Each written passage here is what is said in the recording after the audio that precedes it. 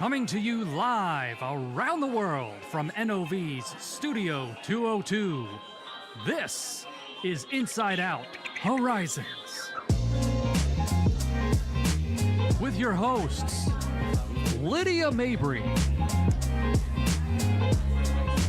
Jeremy Griswold, Cass Casey, and Shelby Dumaine. Now, let's start the show. Hello and welcome to Inside Out Horizons. My name is Shelby Dumaine. I'm your host today, and this is the show where we talk to experts within the energy and oil and gas industry and bring their insight out to you, the audience. Thank you so much for joining us live right now. We're here in our Studio 202 at the Springett Technology Center. And we're so excited to have you join us, whether you're watching anywhere in the world, any time of day, on LinkedIn, on Twitter, on YouTube. Again, thank you so much for checking us out. We have a really excellent guest on the show today. But before I get to him, I just wanted to mention, if you have any comments or questions for myself or for our guest today during the show, like I said, we are live. You can comment those questions below, and we will try to answer as many as we can at the end of the episode. Well, without further ado, I do want to introduce our guest today. We have Tavarus Newsom. He is the new Senior Director here at the Springett Technology Center, our home. Good morning, Tavarus. Good morning, Shelby. Thank you for having me on the show. Absolutely. So first off, can you tell us a little bit about yourself, about your background, leading to where you are here today? Yeah, right now, I started NOV in 2008. In the project sales group for offshore drilling vessels, drill ships, semi-submersibles. Then I went over to become a project manager for the cyber-based simulators that you see here in Houston, Norway, Singapore, Brazil. I think we put in one in Korea, I can't remember. And then I went on to run the global sales group for aftermarket, for training. From there, I went into FPS, the floating production group, where I learned more about sourcing and procurement.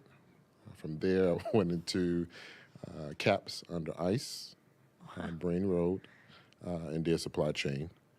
And from there, I went to the Amaranth organization, where we provided all the concrete and steel lighting poles that you see on your highways and your neighborhoods. And so that was a fun adventure as well.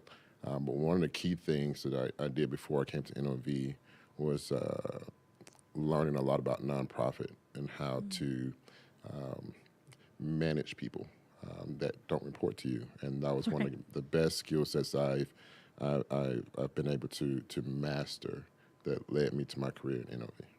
Absolutely. Yeah. Yeah, I always say I don't pick favorites with the business units or brands at NOV, but I do love Amaranth. So I always love when someone came from Amaranth. That team's so great, and that was and my the product's heart. so Absolutely. cool. It was a great group. We really enjoyed what we did. And like I said, it was outside of oil and gas, so it was a different sector altogether. So, yeah. Absolutely. So what is your role? I know I said Senior Director, Springett Technology Center, but what does that mean? What's your day-to-day here for those watching? My day-to-day, if you talk about my day-to-day, is to help the team here win, right? Whether it's personally or professionally, developing the team, but really is to help the organization create that roadmap for where we're going in the future, but more importantly, how we're going to execute and get there. And so managing, the expectations of the organization here and helping the team just win. And work, like I said, where we're going in the future and how we're going to get there, the execution on anything is very important. And so that's really my role here. Absolutely. And you mentioned that kind of nonprofit experience. So how does that kind of apply to your research and development, team here? You mentioned that kind of has helped get you, helped with you here now. So here, I think I have about 25 people that report to me, but you're supporting the entire NOV corporation. So there's a lot of managing based on influencing. There's a lot of managing expectations, especially when you have people at higher levels who have expectations and wants, and you have to know how to manage that appropriately to make sure that you're keeping things in line so that you can meet the goals, you can meet the expectations that you've put out there and what you've promised people. So that's definitely key in this organization. Absolutely. I never would have drawn that parallel between working nonprofit, and then working in research and development for a company like NOV. It's really interesting. And we've mentioned now Springett Technology a bunch of times. We've talked about it. We've done shows when we had Chris Chapman on before, but that was over a year ago. We mention it every week. So what is Springett Technology Center? We're out here in Navasota, Texas. What do we do out here that you can talk about? First thing I'll say is it's a beautiful place. It's outside of the norm. We sit, as far as our group, we sit on 400 acres. We're pretty secluded, which it's like I said, it's peaceful. But one thing we do here is test our equipment before it goes into the field. So we're trying to make sure we work all the bugs out, all the issues before our customer experiences any of that. So that is one of the main components that we do out here. We do have an innovation group out here that we're trying to expand. We want this to become a sandbox of innovation and thinking to help our business units grow. So that is key, is to make sure we're testing equipment out here before we push it into the field. Absolutely. And I got to say, I think when I first joined NOV and I got to go on a tour up on the rig, and then we started coming here, and now I take people on tours every once in a while. Not that I'm the best tour guide, but I'm amazed. I've kind of learned over time that this is sort of rare. It's not, I just assumed every company probably had a couple of test rigs out there, but I've come to find out that's not accurate. Is that right? That is accurate. Our team, we have a team of drillers and guys out there that work every day, 5 days a week, and they're doing live work, right? So it's a great teaching tool. It's a great area to test your equipment. And so we enjoy it. When people come here to visit this facility and they get to see things live, right? Making sure that we're keeping safety number one, but they see things live that gives them a different perspective on what's going on in the field and where we're trying to go for the future. Right, absolutely. Yeah. I mentioned, I said earlier what you can talk about, because it is a research and development center, so there's some stuff that, we can't always say. But looking forward, is there anything that, like I said, we can talk about that you are excited about or looking forward to? There are a lot of things going on. Like you said, some I can't talk about. Right. But some of the things that I'm excited about going forward is how we're focusing on the future, not only with the products, but with the next generation of workers. We're looking at partnering with some of the STEM programs to start bringing kids out here to make sure they see real technology, real science. Right. I'm working with our team here. If you don't have the employees, you don't have the facility. So the development plans that we're putting together for the group here to make sure they are getting the maximum investment from us to develop their careers is a big thing. So it's a lot of things going on, whether it's involving the kids of the future, the personnel here, a lot of the technology things I can't talk about. But like I said, we're in a phase now where we want the innovation. We want to create that sandbox. And we're driving that sandbox from every direction, I'll leave it at that. Absolutely.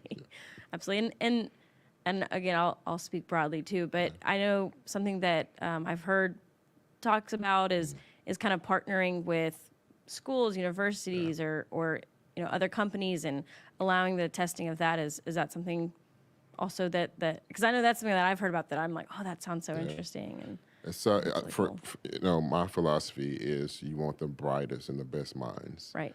We really don't care where they come from. We want people to think outside the box. And so when we can get that attention and we can draw those individuals in that says, I want to be in that sandbox, that's what we're driving for. So as we allow people to tour the facility, as we partner with the STEM programs, as we partner with the schools, we're looking at where are those brightest minds that are going to take us into the future, along with preparing our technology so that those kids understand it in the future. Absolutely. Right. As I go along with my next question, I was going to ask about what your vision is for STC. Now that you're in this role as senior director, where do you want to see it in 5, 10 years future down the road? Like I mentioned before, I just want this to be an innovative think tank, right? I want our business units to know that they have a partner where they come to STC and they have the minds, whether it's internal or external, that sits in the same location. Right, they can come out here and they can get that outside influence where, we do certain things great, and that's what we focus on. Well, there's parts of what we do where we may have to look at an outside team that says they do that great. And we want to make sure we have those people either in-house or they're at the, pick up the phone and we can call them immediately and say, hey, we need you at the facility. And so that's what we're trying to create is that sandbox to make sure we're bringing out the best innovative products possible. Absolutely. Yeah. And kind of on that vision and all of that, I know I kind of mentioned to you even before the show that I've talked to a lot of people in the innovation lab or out on the rig, and it seems like everybody has sort of similar, but all kind of their own way of internalizing their philosophy on research and development, what their mindset is and how they approach it. So I wanted to ask you, when it comes to the process of research and development, what's your go-to philosophy? You hear people say, fail fast. Right. And so, yes, I do believe that. Right. But when you talk about the process, so a lot of times I want you to think outside of the process. I don't mind breaking a process. We pay people to create processes. We know how to do that. We know how to push things to the market. I want you to focus on being innovative. I want you to focus on being great. And so clear your mind of the process and let's focus on being great, bringing out the best technology. We'll worry about the process. So my philosophy is just to free the mind and let people do what they do best and be great. And that's what we're creating here. Absolutely. Yeah.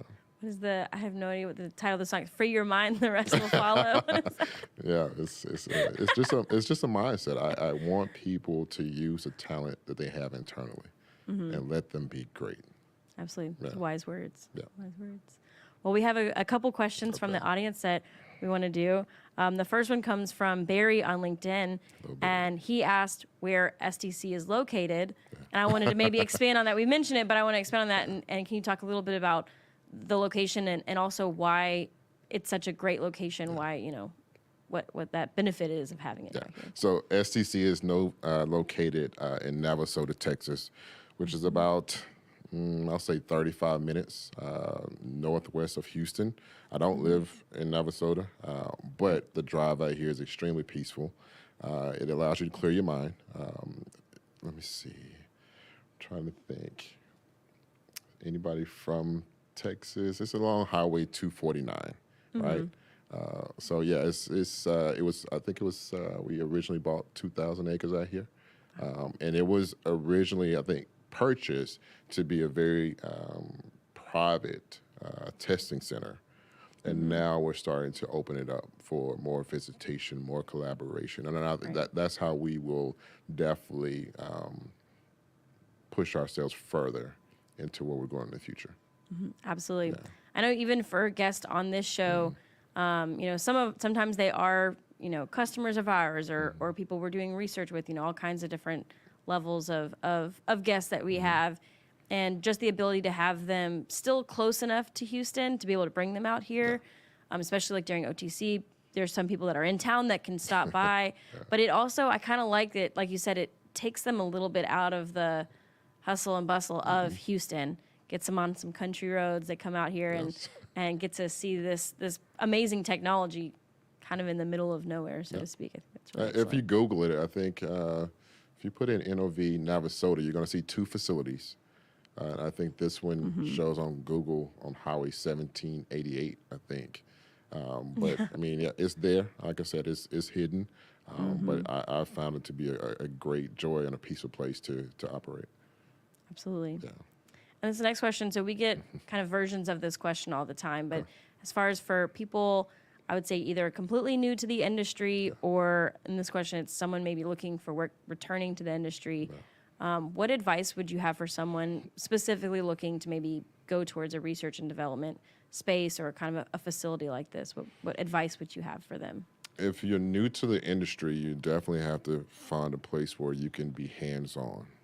You have to understand the equipment. You have to understand the models and the philosophies and things of that nature. And then you focus on what that development plan is from there and what part of R&D do you want to go into.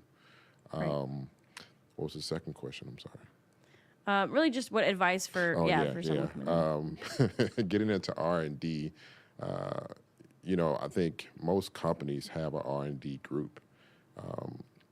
But a lot of times it's R&D for a particular product. And so you're definitely going to have to work with your engineers to figure out what that path looks like. Out here, we have a few different, job functions, and they're not all innovation, right? But a lot of those people, they get involved in some kind of way. We have, contract managers, we have strategy managers, we have financial people, but all of those people get involved or entwined with the innovation in some manner. And then you start to see them more and more involved on the innovation side because they start to think a certain way. And so that's what I would encourage people is just to find out what the R&D centers are, and then figure out in what capacity they fit. And then from there you can grow. Right, absolutely. Well, thank you so much for coming on today. I know I'm excited to see where STC goes and grows in the next couple of years and future beyond. So thank you so much for coming on our show and getting to share all of your incredible insight with our audience. Thank you for having me. Absolutely. All right. All right. Well, for everybody watching, thank you so much for tuning in. If you still have questions, you can find us and email us at socialmedia@nov.com, as well as you can watch all past episodes at nov.com/live. Once again, my name is Shelby Dumaine. I am your host today. Our guest today was Tavarus Newsom. Thank you for watching, and we will see you next week.